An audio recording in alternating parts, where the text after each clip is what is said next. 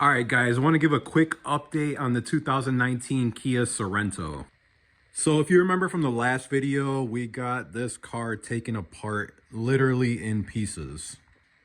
Just to give you guys a closer look of all the stuff I've taken apart, you can literally see the instrument cluster, the radio is out, there's a control module back there, that's out. I found this right here, and you can see that crazy Coke spill. So just a quick background on this car if you guys didn't see any of the other videos. I bought this car from auction and I'm trying to fix an electrical problem on it. Basically what's happening is this car does run and drive, but the power steering is really weak. Also, half the instrument cluster isn't working, so basically the RPM gauge is not working, and then where it shows the temperature right there, that's also not working. The rest of it is working.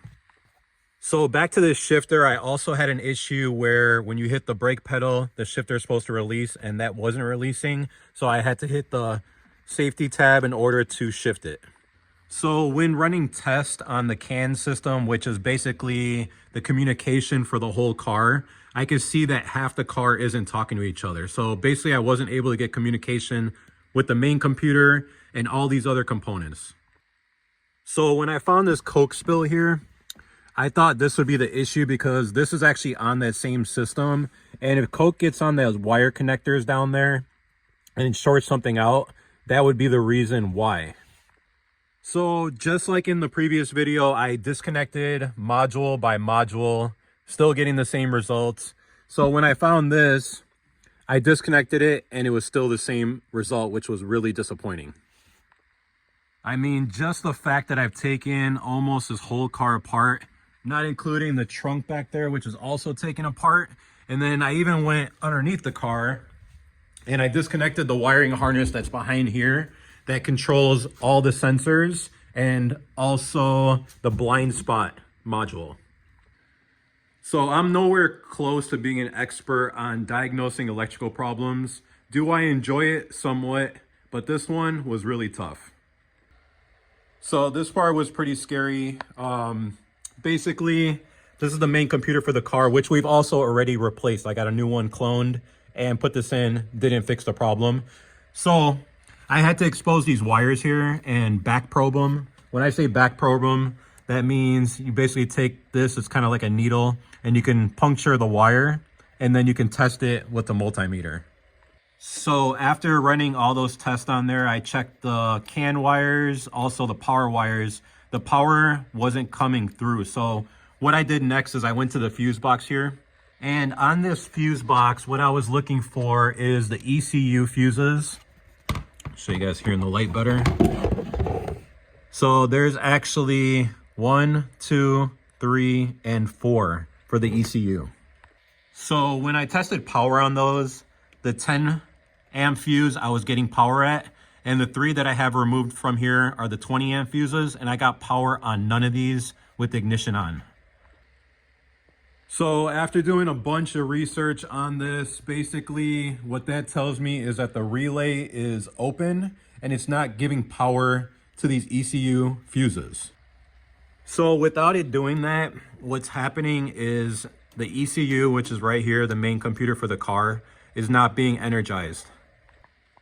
So it's basically shutting down other modules in the car. And that's the reason why I have no power steering, the shifter won't unlock, and other symptoms that cause power issues, basically because this is not being powered up. So the best part is normally when a relay goes bad, it's as simple as pulling the relay and replacing it.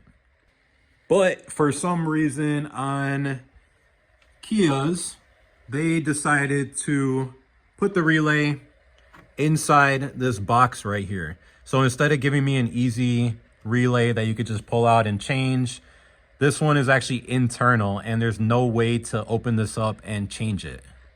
Actually, let me correct myself. There may be a way to open this up and change it, but it's definitely not easy. It's probably soldered on the board.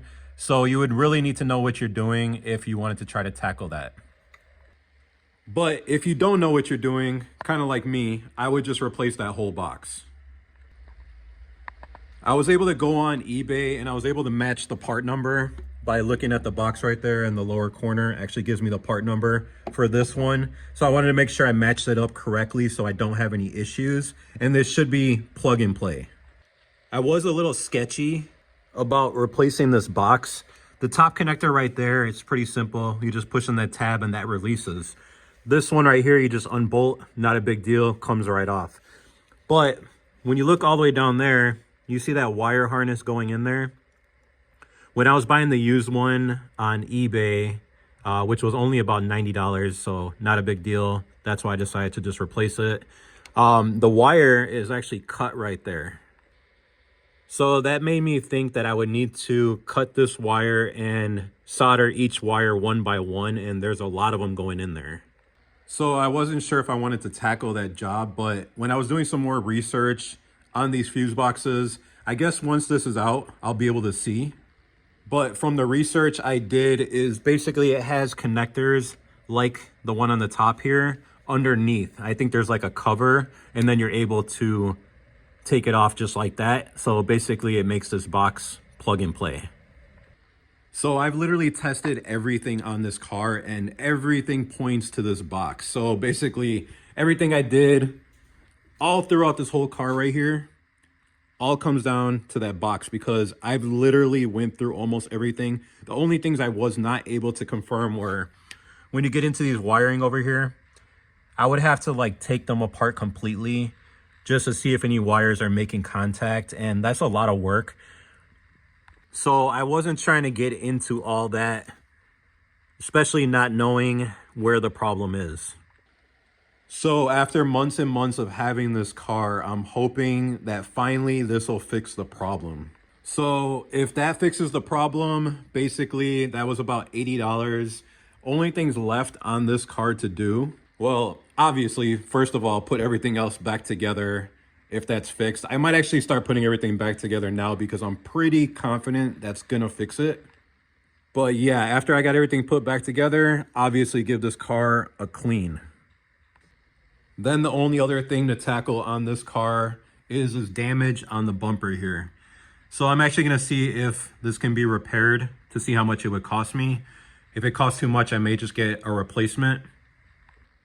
But as far as body damage on this car, there's actually very minimal body damage, you know, a few little scrapes here and there. This car is about 6 years old, so you're gonna expect a little bit of scratches on the car. Tires are good and brakes are good. Obviously, it just needs to be cleaned up. So if that fixes the car and I got everything put back together with the bumper, I should be in this car right around $8,000 total with repairs, tax, title, everything. Currently, it's blue booked around, I want to say 12,000, so that should give us around $3,000 to $4,000 profit. So I will make another video on this car after I complete that repair and everything is back together, just to give you guys an update and show you guys exactly what fixed this car and how much profit we actually made off of this flip. If you guys are working on any flip cars, let me know in the comments. Also, if you're new here, make sure to subscribe to the channel. See you in the next video.